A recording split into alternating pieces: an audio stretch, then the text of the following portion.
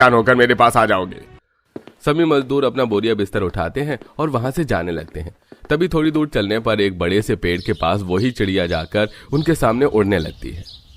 नन्ही चिड़िया रानी, तुम यहाँ क्या कर रही हो? अब हम तुमसे नहीं मिल पाएंगे, तुम्हें पता है हम यहाँ से हमेशा हमेशा के लिए जा रहे हैं। चिंकी जैसे ही बोलती है तो चिड़िया के अंदर से एक सुनहरी रोशनी निकलती है और देखते ही देखते वो चिड़िया एक सुंदर सी परी के रूप में बदल जाती है। आप सभी को कहीं पर भी जाने की कोई जरूरत नहीं है। आप सभी मेरे साथ चलिए, मैं आपको एक सुंदर से गांव में ले जाना चाहती हूँ। मैंने तो बस कहानियों में परियों को देखा था, अपनी आंखों पर यकीन नहीं हो रहा है तुम सच में कोई परी हो। ये मेरी इन बूढ़ी आंखों का धोखा है। ये आंखों का धोखा नहीं है, मैं सच में एक जादुई परी हूँ।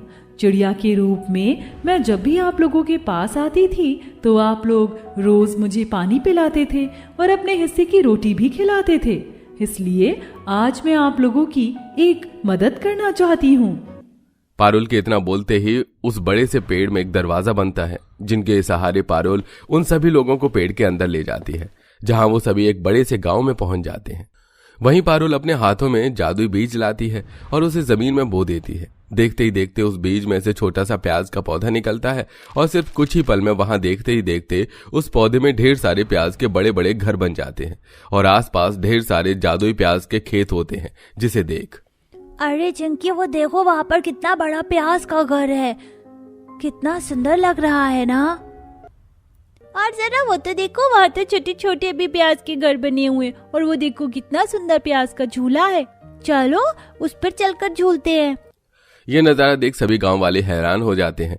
वहीं अंजलि जैसे ही उस प्याज के खेत में से एक प्याज तोड़ती है तो फौरन वहीं दूसरी प्याज उगाती है। अरे ये क्या, जैसे मैंने प्याज तोड़ी यहाँ पर दूसरी प्याज कैसे उग गई? यही तो कमाल है इस जादुई प्याज के गांव का। अब आप सब लोग इस जादुई प्याज के गांव में इन जादुई प्याज के घर में रह सकते हैं।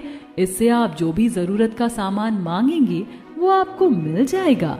साथ ही साथ इस जादुई प्याज के खेत से जब भी आप प्याज तोड़ेंगे तो यहाँ अपने आप प्याज उगाएगी। इसे आप बेचकर अपने परिवार का गुजारा भी चला सकते हैं।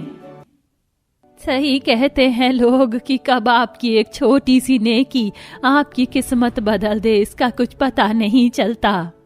लक्ष्मी की बात सुनकर पारुल मुस्कुराती है और फिर से एक चिड़िया बनकर उड़ जाती है।